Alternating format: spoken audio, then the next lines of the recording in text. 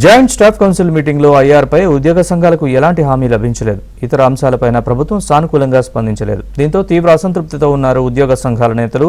వారు మీడియాతో మాట్లాడుతున్నారు. ఇప్పుడు లైవ్ చూద్దాం. ప్రసూతి సెలవులు వాడుకుంటే ప్రొబేషన్ ఎక్స్టెండ్ చేస్తున్నారు. ఇది తప్పు.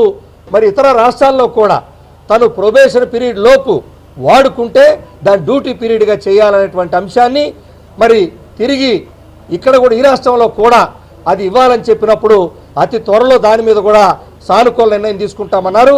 అదేవిధంగా వారికి సంబంధించిన మరొక అంశం చైల్డ్ కేర్ లీవ్, శిశు సంరక్షణ సెలవులు ఏదైతే ఉన్నాయో దానికి సంబంధించి 18 సంవత్సరాల లోపు వాడుకోండి అనే కండిషన్ని దయచేసి తీయండి.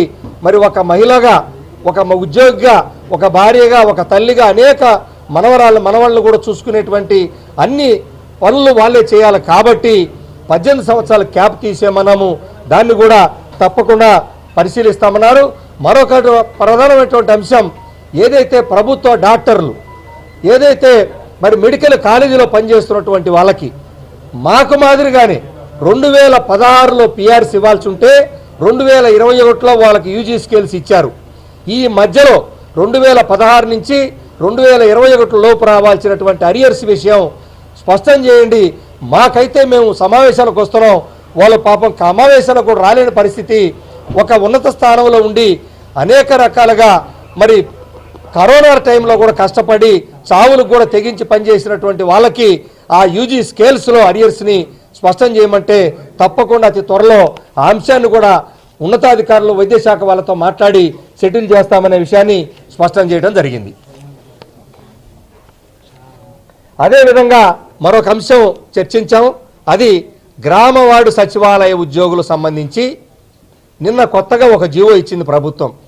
రేషనలైజేషన్ సర్దుబాటు చేయాలని, ఏదైతే ప్రతి సచివాలయంలో 8 మందే ఉండాలి, అంతకు మించి ఎక్కువ మంది ఉంటే వాళ్ళని ఇంకో సచివాలయానికి సజెస్ట్ చేయండి, రేషనలైజ్ చేయమని చెప్పి ఒక జీవో ఇచ్చింది.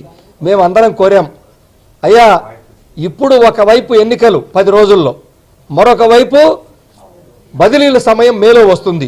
ఈ తరుణంలో సర్దుబాటు పేరుతో వాళ్ళని ఇబ్బంది చేస్తే డిస్టర్బ్ అయ్యి ఫ్యామిలీలు పిల్లలు చదువుకున్న పరిస్థితుల్లో దయచేసి దాన్ని పరిశీలించండి, దాన్ని విత్డ్రా చేయండి అని చెప్పి మేము కోరితే మరి ప్రభుత్వం పక్షాన కొంతమంది కావాలని అడిగారు కాబట్టే మేము చేశాము అని మంత్రివర్గ ఉపసంఘం కానీ గౌరవ సిఎస్ గారు చెప్పిన నేపథ్యంలో మరి మేము కొన్ని సవరణలు దానికి ప్రపోజ్ చేస్తాం. ఆ సవరణల్ని మీరు యాక్సెప్ట్ చేయడం అంటే తప్పకుండా ఏవో సవరణలు ఇవ్వండి, వాటిని పరిశీలించి తప్పకుండా మేము పాజిటివ్గా చర్యలు తీసుకుంటామని చెప్పడం జరిగింది.